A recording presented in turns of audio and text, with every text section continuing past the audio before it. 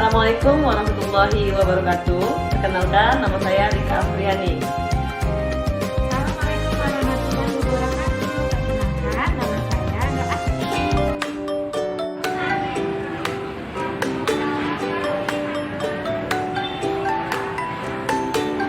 Assalamualaikum warahmatullahi wabarakatuh. Perkenalkan, kami dari Universitas Terbuka kelas 2A Payung Sekaki dengan Ibu Tutor Ibu Fitriana. Nah, kami di sini akan mendiskusikan tentang anak berkebutuhan khusus, yaitu tentang anak tunagrahita. Selamat menyaksikan ya.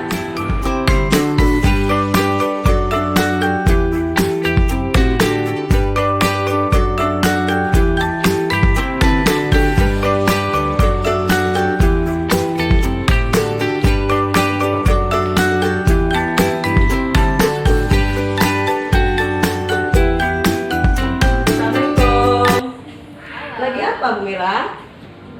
Lagi baca-baca buku ABK mata kuliah kita berkebutuhan khusus. Di kelas itu saya menemukan anak dia tuh sulit sekali dalam belajar itu.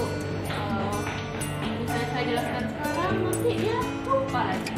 Jadi saya bingung anak ini termasuk ke jenis ABK apa, tunagrahita atau tunadarsa apa ya? Makanya saya baca-baca buku bisa di buku. Oh, Ibu itu gimana ya?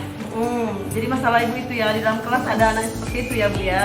Iya, sesuai dengan kita kan sudah juga belajar di mata kuliah kita anak berkebutuhan khusus ya. Kalau menurut saya anak yang ciri-ciri seperti itu termasuk ke dalam anak yang tunagrahita, Bu. Nah, tunagrahita itu adalah anak yang kemampuannya itu di bawah rata-rata IQ-nya. Tapi kita tidak bisa juga menjudge anak ini langsung dia tunagrahita. Karena tunagrahita itu dia harus kita masukkan tes dulu, Bu. Seperti itu.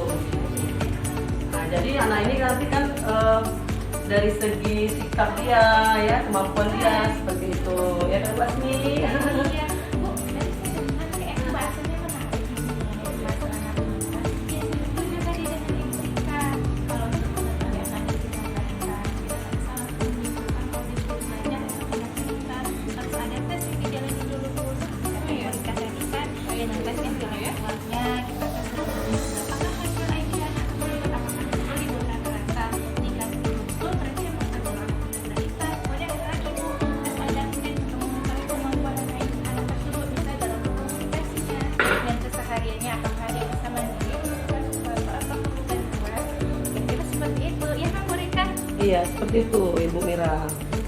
Kira-kira gini kan, Bu ya, kita tuh di kelas kan punya target, apalagi PTN sekarang kan cuma waktunya sebentar ya, Bu Rika ya. Nah, nanti kita menjelaskan terlalu dalam menjelaskan kepada anak yang satu ini, dan sedangkan teman yang lainnya sudah paham, waktu kita habis, nah dan materi kita tidak tersampai.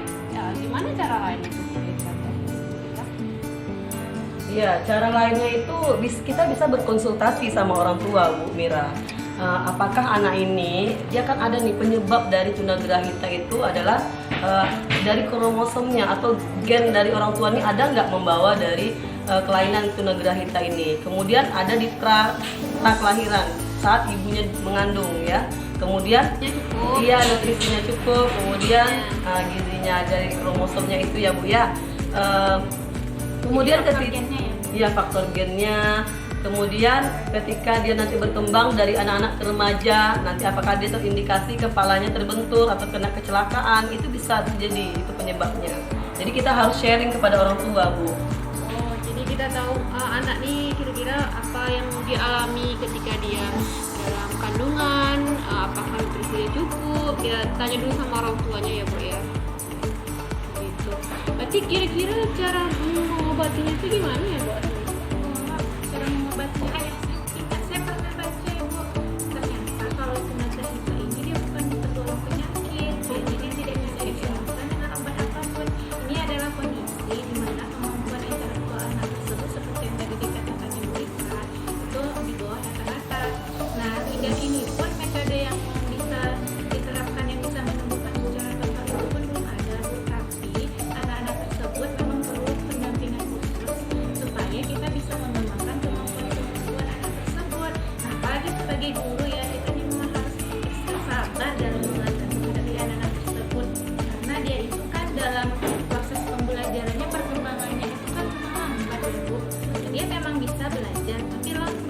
Jadi kita harus berulang-ulang terus menjelaskannya, harus butuh dampingan khusus. Kemudian kita libatkan orang tuanya, seperti yang tadi Bu Rika sampaikan. Begitu. Iya.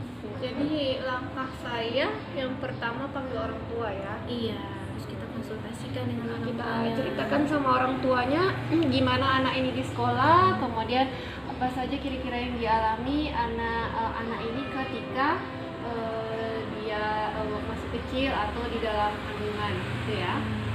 Kita tidak bisa langsung menjudge anak itu tunagrahita. Bisa jadi dia itu punya kesulitan belajar yang lain gitu kan. Nah, jadi kalau misalnya dia sudah SIQ, nanti ternyata dia di bawah rata-rata, bisa kita mengatakan dia itu tunagrahita. Ya Bu Mira, tapi kita harus hati-hati dalam menyampaikan ke orang tua karena permasalahan anak-anak berkebutuhan khusus ini memang merupakan permasalahan yang sensitif Bu. Nanti takutnya orang tuanya merasa tersinggung atau dikatakan bahwa anaknya itu anak yang seperti ke autis, padahal kan sebenarnya di sini kan anak yang memang lambat dalam belajar gitu, seperti yang tunagrahita tersebut. Jadi kita harus ajak orang tuanya untuk ikut berkonsultasi, apakah dibawa ke psikolog. Nah, jika seandainya mengindikasikan ke arah tunagrahita, kan bisa tadi kita lakukan tes IQ untuk membuktikan kebenarannya. Seperti itu Bu. Gitu ya Bu. Nanti saya mau manggil orang tuanya dulu ya. Kemudian tadi dites. Berarti ini pelajaran juga buat kita ya Bu ya. Saya teringat setelah Ibu Rika dan Bu Asmi menjelaskan tadi itu masalah kromosom ya. Saya pernah kemarin keguguran, itu permasalahannya kata dokter karena kromosomnya itu kurang bagus. Nah, berarti intinya untuk mencegah, memang sih semua itu kehendak Tuhan ya Bu ya, tapi kita juga harus berusaha. Jadi ketika di kandungan tuh kita harus cukupkan nutrisi untuk anak kita. Dan mohon dulu jangan makan yang banyak apa lucunya ya Bu ya, begitu ya, seperti yang saya kakak menjelaskan Menghindari ya. tadi ya. Tapi kalau karena dia beberapa persen nampaknya dari genetik ya. Itu bukan penyakit ya, berarti memang dari bawaan pralahirnya ya Bu ya, pralahirannya. Nah, sepertinya saya sudah dapat sedikit kurangnya atas penjelasan Ibu Rika dengan Ibu Asmi. Terima kasih atas penjelasannya. Terima kasih banyak ya Bu ya. Juga. Iya, sama-sama Bu. Demikianlah video kami tentang edukasi anak berkebutuhan khusus. Dalam video tadi, kami membahas mengenai anak berkebutuhan khusus yang tergolong adalah anak tunagrahita. Tunagrahita adalah anak yang IQ-nya di bawah rata-rata. Nah, sebagai seorang guru kita harus bersabar apabila ada menemukan anak yang mengalami tunagrahita. Wassalamualaikum warahmatullahi wabarakatuh.